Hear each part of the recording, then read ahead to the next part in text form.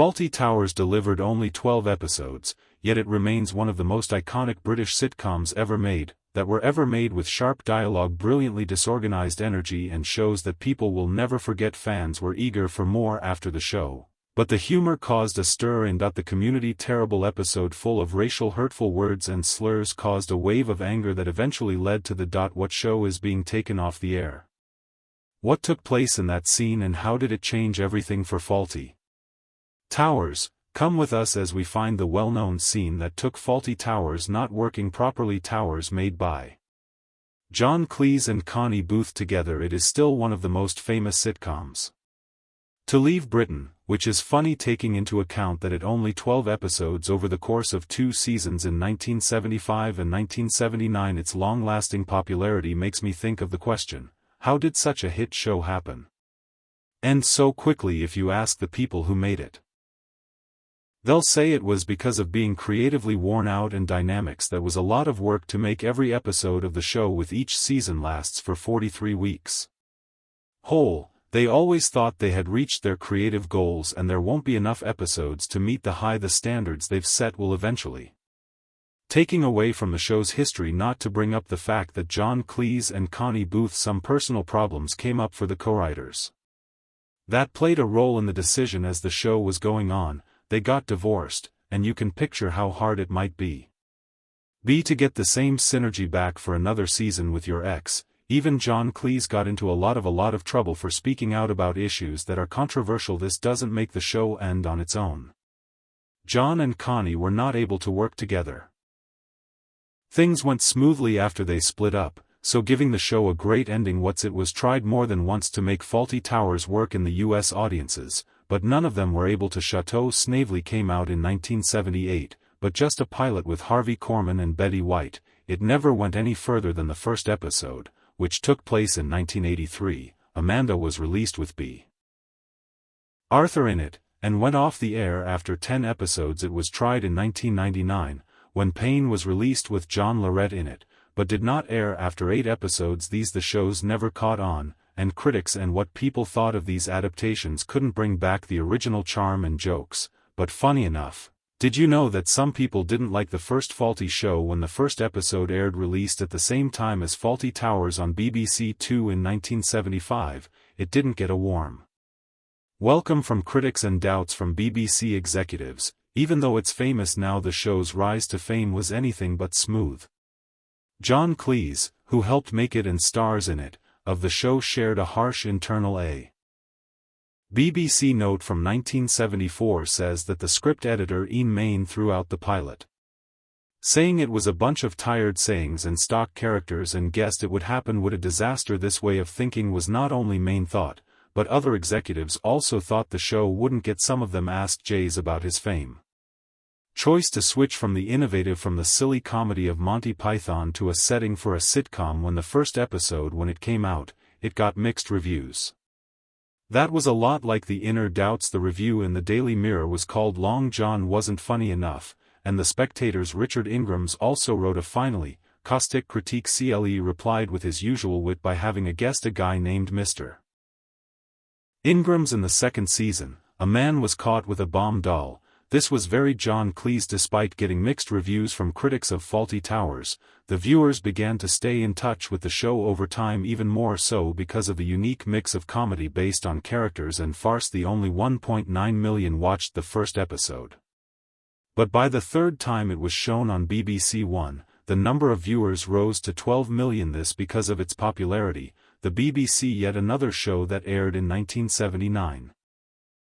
Over time, Fawlty Towers drew a lot of praise. Clive James of the This newspaper said that the second episode made him laugh so hard he writhed. The Guardian's Peter Fiddick called it, "This is one of the funniest shows ever to come from any TV." As the show went on, it won the Academy Award for Best TV Show Comedies with Plots in 1976 and 1980, and in 2000. It won the British Film Award. The Institute's list of the 100 best British TV shows that have been lasting. The popularity of Fawlty Towers shows that quality and the hard work of its Claire and Connie Booth, who wrote the script, worked on each episode for 6 weeks, which led to scripts that were almost more than twice as long as a normal. The sitcom Fawlty Towers is still a fan favorite, a classic, but there was one scene that made it famous that took it off the air.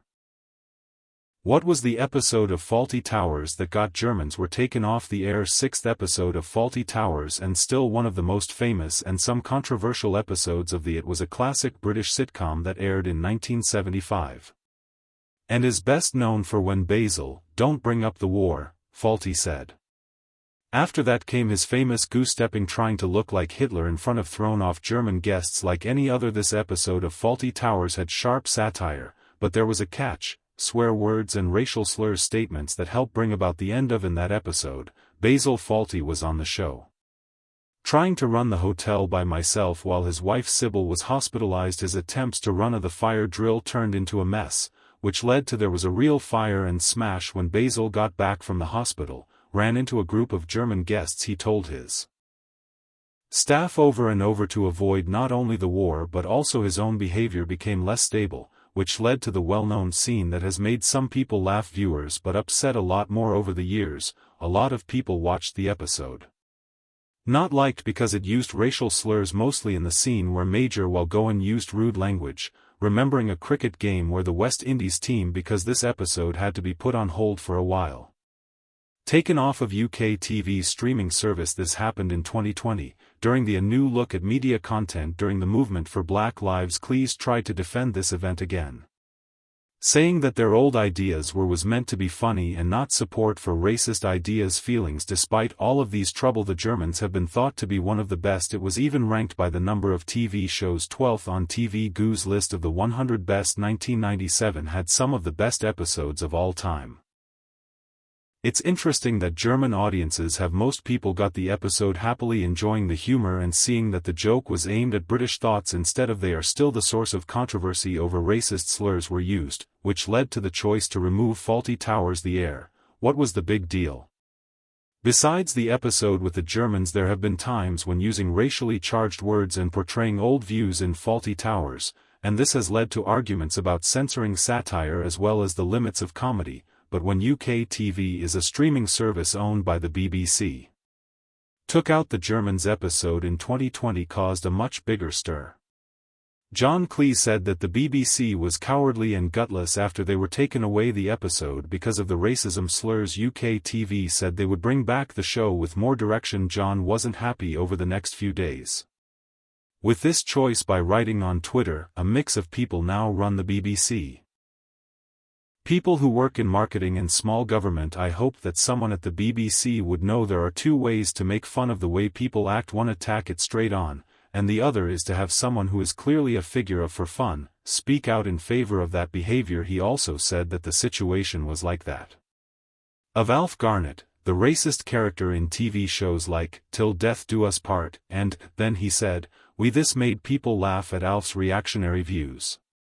We took away their credibility by laughing at John." Then talked about the what's the difference between simple. They called the BBC racist and said they were a bunch of marketing people and small. He also said that the BBC was blocked by they used to make programs but now they only care about losing their jobs. After the backlash, UK TV brought back they put a warning on the episode about language and content that are offensive. This move tried to keep the show's historical context while taking into account modern. John, on the other hand, continued to demonstrate worry about what he saw audiences are becoming less and less able to. He learned about irony and satire, said that a lot of people are literal and can't understand that this was meant to be funny portrayals. John is still praised by many for his work on Fawlty Towers and he goes on to defend it, but how did his divorce from his wife at the time led to taking the famous show off the air. The John Cleese and Connie are getting a divorce.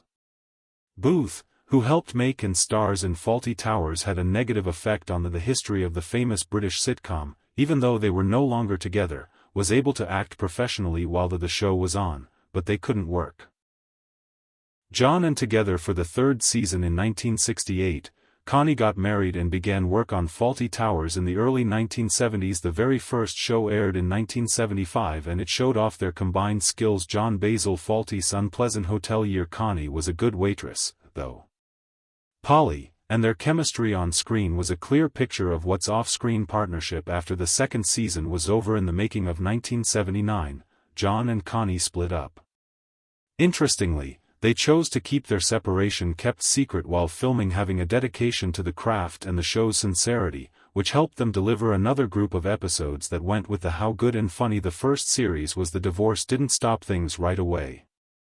Their creative worked together, but they eventually couldn't keep working together, and the show was over. A lot of fans were upset about how their divorce changed the show because neither John nor I could watch it any longer. Connie were committed to making content that meets the strictest requirements. John also said that they had complete work on every script, sometimes going through more than one changes to improve the timing of the jokes and story structure, even though the second series did well for them. Divorce eventually changed their choice not to go ahead with a third shows. They also thought the show had reached its full potential, but they split up. Still came with some problems, such as in later years, John began a new version of He Knew About Fawlty Towers but didn't tell Connie. Connie learned about it from the news reports and was let down because she didn't get to see when they made the first showing together. The event also showed how complicated their the difficulties of working together on a divorce, of doing a creative project together again after a split up. At first, the couple had an very impressive teamwork, especially making a show that's different. But what was the idea behind this famous British show is interesting because the character about Basil Fawlty, the irritable hotel owner, came from. The famous British sitcom was directly based on a real person, Donald Sinclair. That was the strange one. The person who owns the Torque Glen Eagles Hotel, David John Cleese, had met Sinclair in Devon while a stay at the hotel with the Monty Python team back in 1970. John was shocked by Sinclair's strange and rude behavior, and he showed up. I came up with the idea for Basil Fawlty Donald. What Sinclair did during the Monty Python stays were a little strange, and strange that he didn't like Terry Gilliam's the idea of table manners as being too American, and in an especially well-known incident, Idol's briefcase was even thrown out of a window because he thought it held a bomb. When he was being questioned, Sinclair only said, "We've had a lot of staff problems." This shows how paranoid he is. And mood swings these experiences have caused did something that stuck with John. They said Sinclair was the most. I've never met a man who was so rude. The Glen Eagles Hotel had 41 rooms. The business opened in 1963, Sinclair and his wife ran the business. Beatrice, while she was known as Beatrice for her skill and kindness, Donald's rude personality stood out in a waitress who worked for Sinclair and said this about him, going crazy, and said it looked like he did not want the guests to be John. And Con, who was married at the time, stayed at the hotel after seeing Monty Python. They were left to watch Sinclair's behavior. Did research to come up with the Basil and Polly's characters in real life. When Sinclair's daughter saw Fawlty Towers, she told Basil, pointing at him, "That's it. Wasn't just John and Connie, Dad." Ones that took a lot of work to make. Fawlty Towers was a hit. There was one actor who went through a lot of hardship and hurt in real life just to bring a character to life. Who was this Andrew? A lot of people know Saxes as the beloved, the actor who played Manuel in Fawlty Towers, and he had to go through physical difficulties during the production of the show. Despite the fact that Andrew was funny, very dedicated to his job, which led to some really hurt people in real life.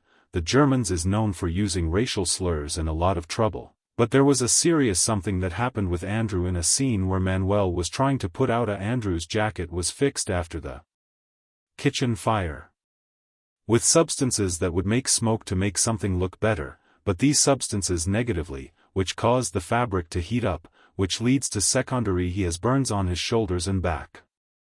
Later, I remembered that after taking out the jacket, his skin was rough from the 750 pounds was given to him as payment for the burns.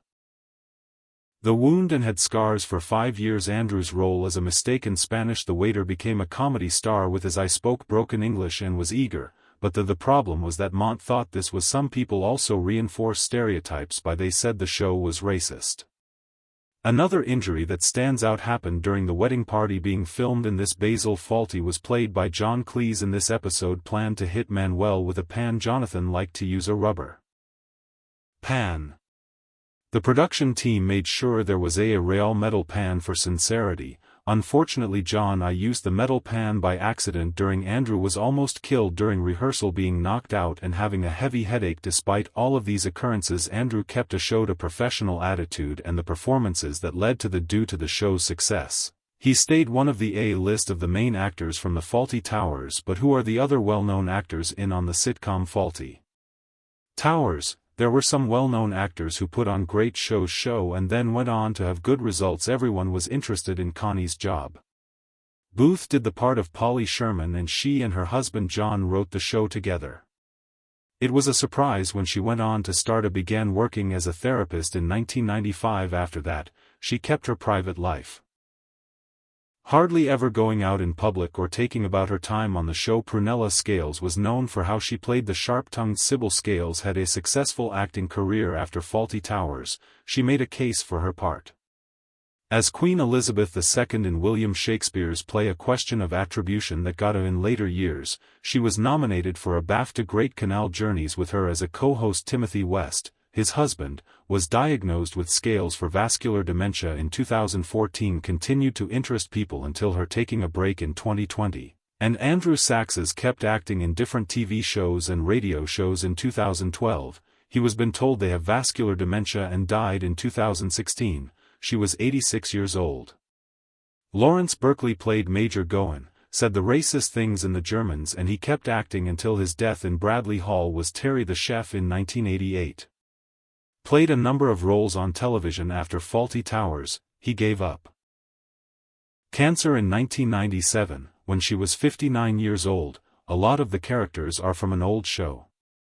Had already died. Was brought up thoughts on a new start. But why was the 2024 The reboot was called off in early 2023. John Cleese announced plans to bring the British comedy show Fawlty Towers in, working together with his daughter Camilla. It was the goal of the proposed series to change how the old show by introducing Basil Fawlty's fake child, moving the setting to daughter, and Basil would help in the Caribbean in running her small hotel. But when the news came out, those who a lot of negative feedback from fans and like critics, many people felt that reviving the popular show ran the risk of losing its legacy, with some people voicing concerns over possible lack of sensitivity in the This Day What Happened. In response to the criticism, Cleese apologized in a sarcastic way on Twitter and said, "I'm sorry, I had no idea that writing a new talk show with my daughter would make so a lot of anger and stress. I really meant no, to be honest. I thought it might be fun.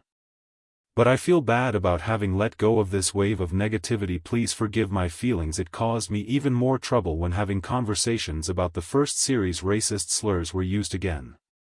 CLE took care of these issues by making sure that this kind of language would be taken out of the reboot, acknowledging things that modern audiences might not understand, the irony that was meant in the original." He was happy and said there was a scene where Major used a few words. You can't use racial slurs because it will come back to haunt you. We took that out because it was under there." Even with all the sorries and changes that the reboot had to deal with, scrutiny that led to its eventual, so far, it looks like we won't see a whenever we want to see a new Fawlty Towers soon. What do you think about the